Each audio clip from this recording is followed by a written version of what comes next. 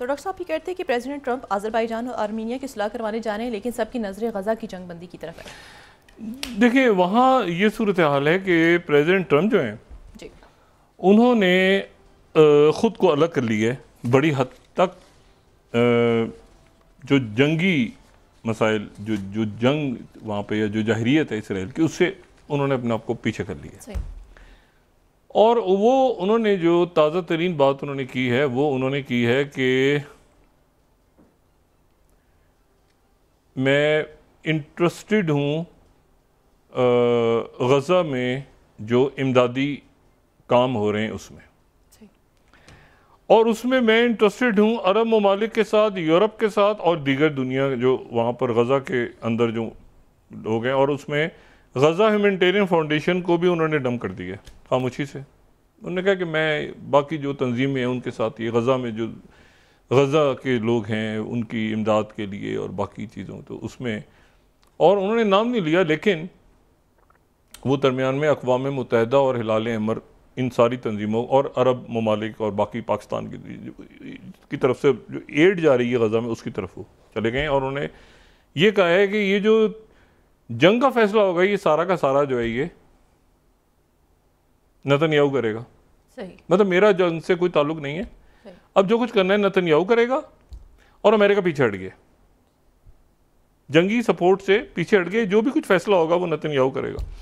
उनकी security cabinet का इजलास होना था कि गज़ा को ऑक्यूपाई करें, क्या करें आगे, वो उससे पीछे हट गए। और गज़ा में मुसलसल जो है अब जो अमवात हो रही हैं वो अमवात हो रही हैं जो लोग फाक़े से थे।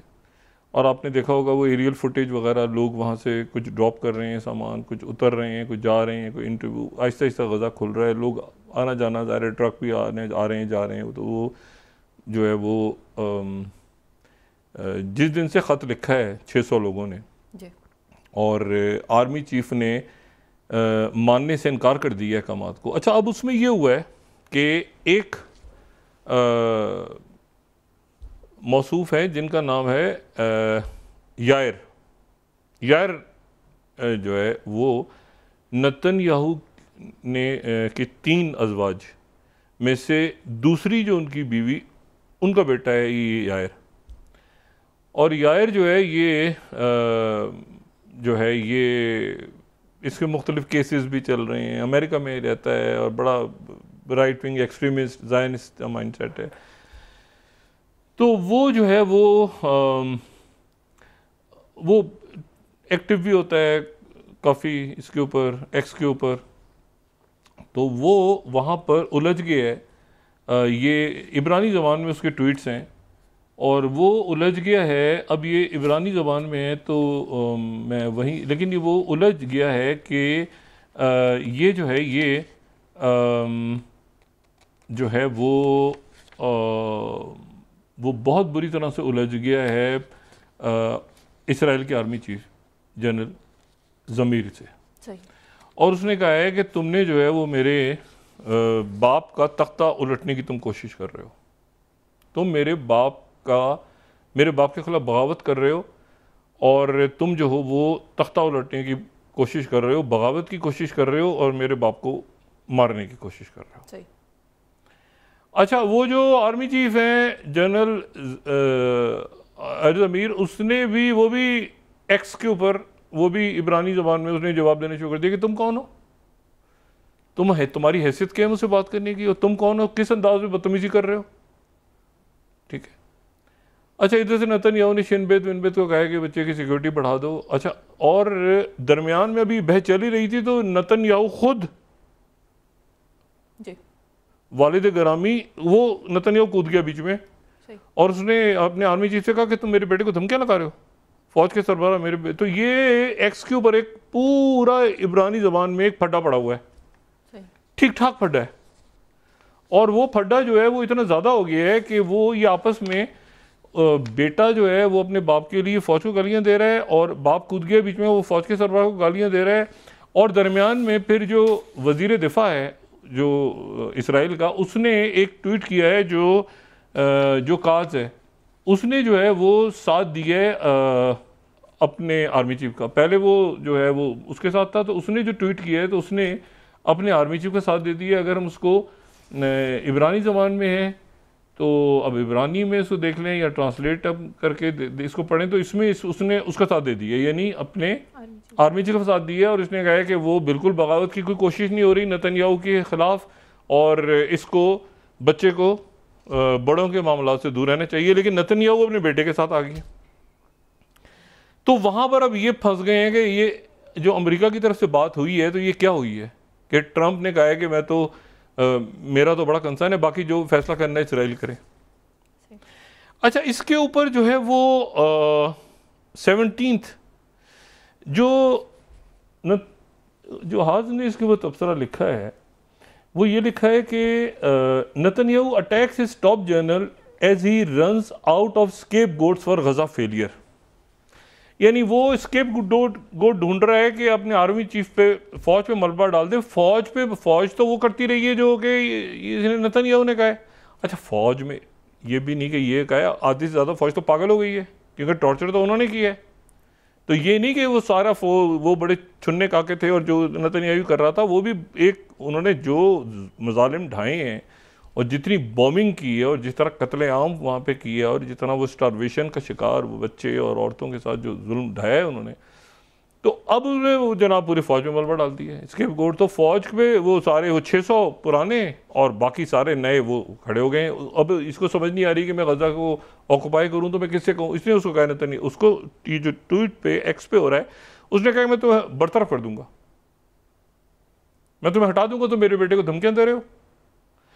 उसकी हमायत में वज़ीर दिफा गया वहाँ का, वो कह रहा है कि ये तो कोई हुई और मैंने रिकमेंड किया था और ये मेरे साथ था और वगैरह वगैरह वगैरह, और ये कि जो है ये बड़ी सक्सेसेस की हैं, और ये और आर्मी चीफ का एक राइट है। अगर इंग्लिश में इसको करेंगे ना, इसको जो भी लोग देख रहे हैं, तो इंग्लिश में ट्रांसलेट करें, को अंदाज़ा होगा कि कितना वहाँ पे पेचा पड़ा हुआ है बीच में सबका।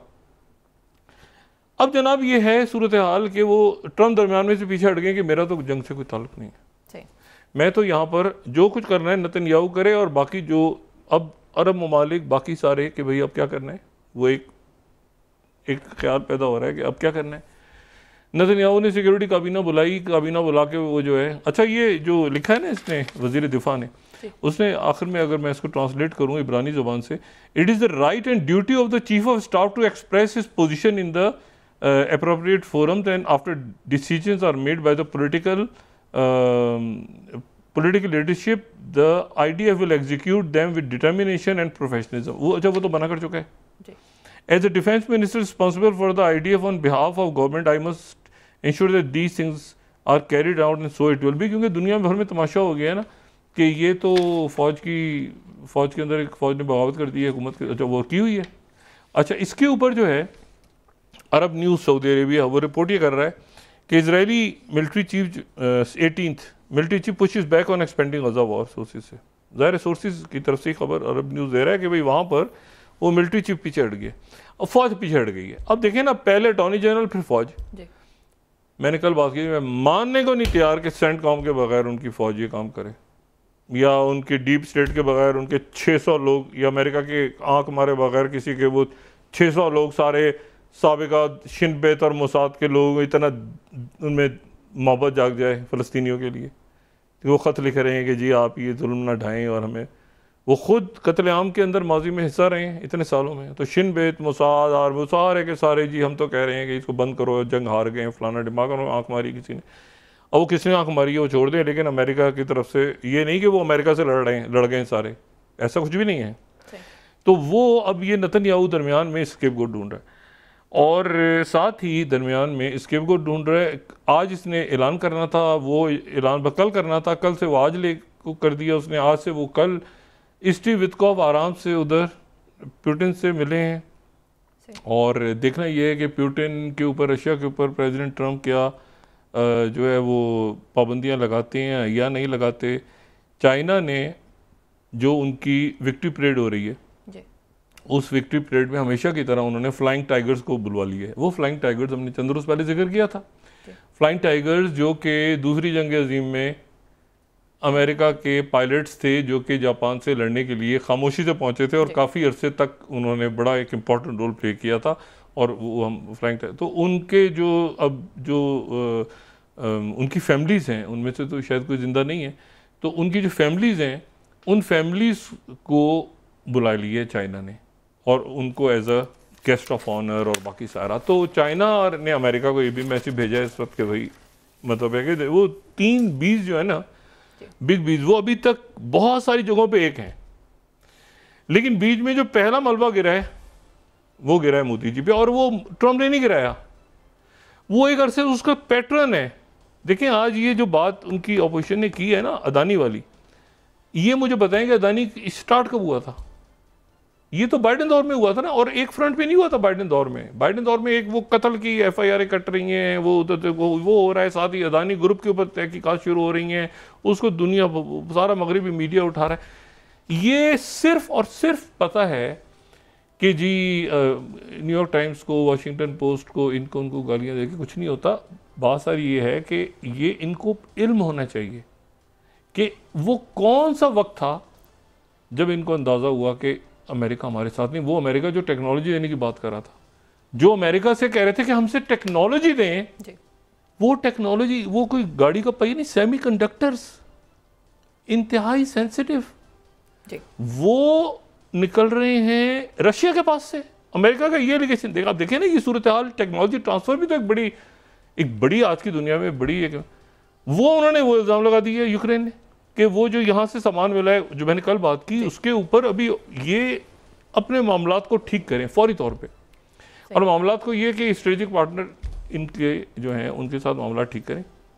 और अगर ये समझते हैं कि स्ट्रेटेजिक पार्टनर से बिल्कुल हटके ये चाइना की तरफ चले जाएंगे और चाइना के साथ तो चले जाएं, लेकिन सोच समझ के जाएं।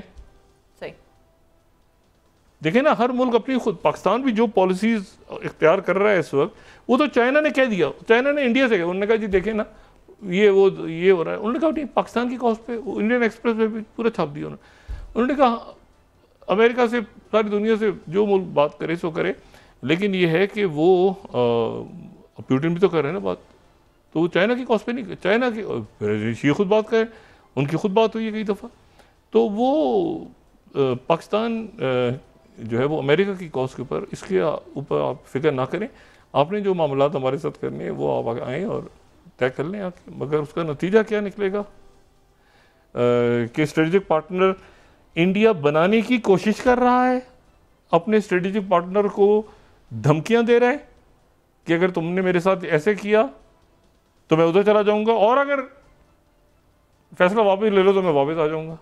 तो ये इसको बड़ा सोच समझ के जो है, जो भी यहाँ से आगे बढ़ें सारे वो ज़रा सोच समझ के बढ़ें, और इस पैनिक में कोई गलत काम ना कर लें जिसका एक अंदेशा पाया जा रहा है कि इस वक्त पैनिक में आके कोई नया पैनिक बटन ना दबा दें कि वो प्रेसिडेंट ट्रंप को बाद में कहे। वो प्रेसिडेंट ट्रंप अभी तो कह रहे हैं ना कि मैंने जंगबंदी करवाई थी, तो बाद में प्रेसिडेंट को कह के नहीं, हमने तो देखें ये तो हमने नहीं की, और इस तरह की कुछ शरारत के इम्कानात हैं। तो बहरहाल ये है कि होना नहीं चाहिए, लेकिन एक अंदेशा यहाँ पे मौजूद है पाकिस्तान में।